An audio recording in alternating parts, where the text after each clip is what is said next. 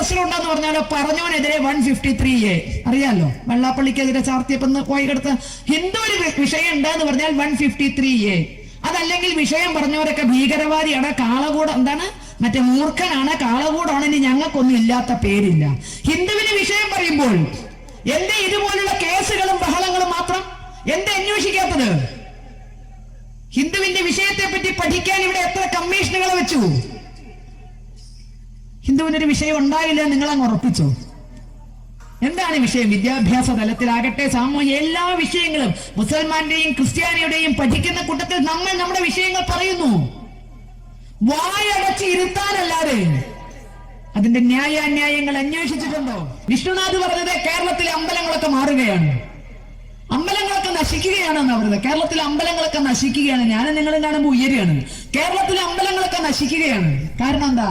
പണ്ടൊക്കെ കേരളത്തിലെ ക്ഷേത്രങ്ങളില് സാംബശിവന്റെ വിശ്വസാഹിത്യ കഥാപ്രസംഗങ്ങൾ മാത്രമാണ് നടന്നിരുന്നത്. ഇപ്പൊ അതേ ക്ഷേത്രപ്പറമ്പുകളിൽ കല്ലിനെ തീപിടിപ്പിക്കുന്ന ശശികല ടീച്ചർമാരുടെ വർഗീയ പ്രഭാഷണമാണ് നടക്കുന്നത്. ഇത് നിയമസഭയ്ക്കകത്താ പറഞ്ഞത്. ഇത് വിഷ്ണുനാഥ് നിയമസഭയ്ക്കകത്താ പറഞ്ഞത്, പുറത്തല്ല.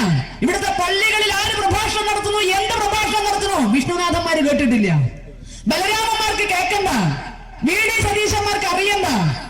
പള്ളികളിൽ ആർക്കും പ്രഭാഷണം നടത്താം. കുത്തുബ നടത്തുന്നത് ആര്? അയാൾക്ക് എന്തെങ്കിലും രാഷ്ട്രീയമുണ്ടോ? അദ്ദേഹം പറയുന്ന കാര്യങ്ങൾ തെറ്റോ ശരിയോ? ഉപദേശിയുടെ പ്രസംഗം എന്ത്? പള്ളിയിലത്തിന്റെ പ്രസംഗം എന്ത്? ഇടയലേഖനം എന്ത്? ഇതിലേക്കൊന്നും തിരിഞ്ഞു നോക്കാൻ ധൈര്യമില്ലാത്ത, അധികാരമില്ലാത്ത രാഷ്ട്രീയ സമൂഹമാണ്.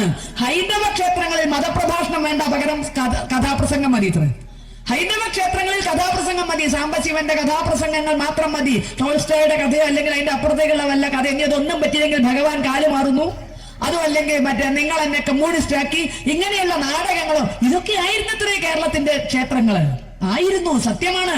അതിനു മുമ്പുണ്ട് ഉപദേശി അമ്പലത്തിലെ മേശ വലിച്ചിട്ട് അതിന്റെ മുകളിൽ കയറി നിന്ന് പാപികളെ നീട്ടി പിടിച്ചിരുന്ന കാലം ഉണ്ടായിരുന്നു. കേരളത്തിലെ ക്ഷേത്രങ്ങളിൽ ഉത്സവം നടക്കുമ്പോൾ പള്ളിപ്പാതിരിമാര് ഉപദേശിമാര് വന്നിട്ട് അമ്പലത്തിലെ മേശ വലിച്ചിട്ട് അതിന്റെ മുകളിൽ കയറി നിന്ന് പാപികളെ നമ്മളെ നീട്ടി വിളിച്ചിരുന്നു. അവിടുന്ന് നമ്മൾ ഇവിടെ എത്തിയത്.